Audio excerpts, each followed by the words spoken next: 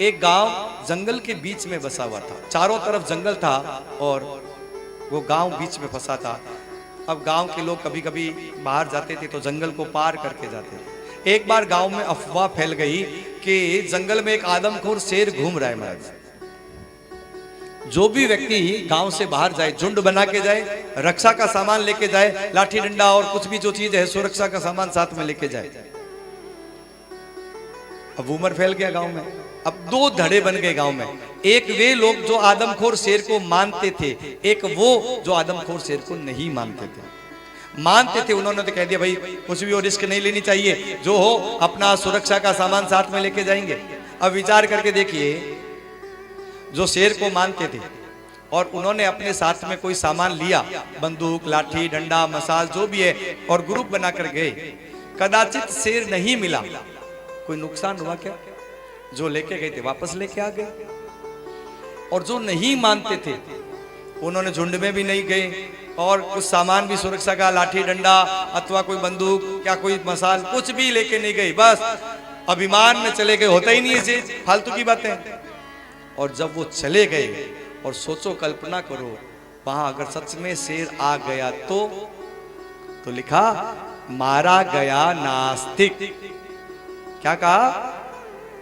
मारा गया नास्तिक। नहीं मानने वाला ही मरेगा, मानने वाला कभी नहीं मरेगा। आप उदाहरण से समझिए, मान लीजिए ऊपर स्वर्ग नरक है या नहीं, ये बाद में जस्टिफाई कोई और करेगा, हम नहीं करेगा। एक बार मैं कथा सुना रहा था, शुरुआत में जब छोटा था तो आजकल बहुत सारे लोग पूछते, महाराज, एक छोटे बच्चे ने पूछ लिया, महाराज आप ये स्वर्ग नरक का इतना सुंदर वर्णन कर रहे हैं, आप क्या देख करके आए थे क्या? इतना बता रहे हैं और ऐसे लग रहा है जैसे लाइव आंखों के सामने घूम रहा है, आप देख के आए थे? मैंने बड़े सहज भाव से कहा, बेटा मैं तो देख के नहीं आया, और जिस देखने जाऊंगा ना जिस दिन, उस दिन कथा तेरे को कोई और ही सुनाएगा। उस दिन मैं थोड़ी सुनाऊंगा, फिर तो कोई और आएगा ना महाराज। तो बिना देखे कैसे बता सकते हैं आप? ऐसे बहुत सारे उदाहरण है ना,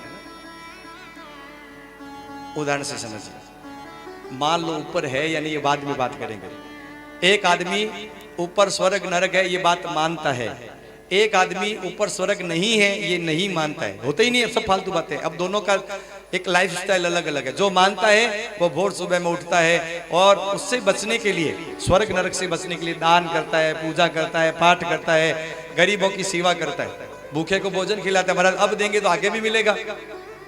और सपोज दैट उन्हें वहां कुछ भी नहीं मिला तो नुकसान क्या हुआ? अगर थोड़ा विचार करके देखें तो यहां हम पाप से ही तो बचे ना। अगर कुछ नहीं भी मिला तो हमने किसी गरीब को भोजन खिलाया तो कम से कम आत्मसंतुष्टि तो हुई, हमने किसी गरीब की सेवा की, हमें लाभ मिला, एक मन में थोड़ी आनंद की अनुभूति हुई, आहा किसी भूखे को भोजन खिलाया। ऊपर ना मिला कोई बात नहीं, लेकिन जो आदमी नहीं मानते ऊपर स्वर्ग नरक होता ही नहीं है, और ये मान करके उन्होंने न दान किया, न पूजा पाठ की, न भगवान की सेवा की, न दीन दुखियों पर सहायता की, और मरणोपरांत वे ऊपर गए और वो सच में स्वर्ग नरक निकल गए, तो वो जलाने वाले नरक, वो कढ़ाई, वो महाराज घी तेल की, अब क्या करेंगे? तो कहते हैं मारा गया नास्तिक। इसलिए जीवन में नास्तिक नहीं बनना चाहिए।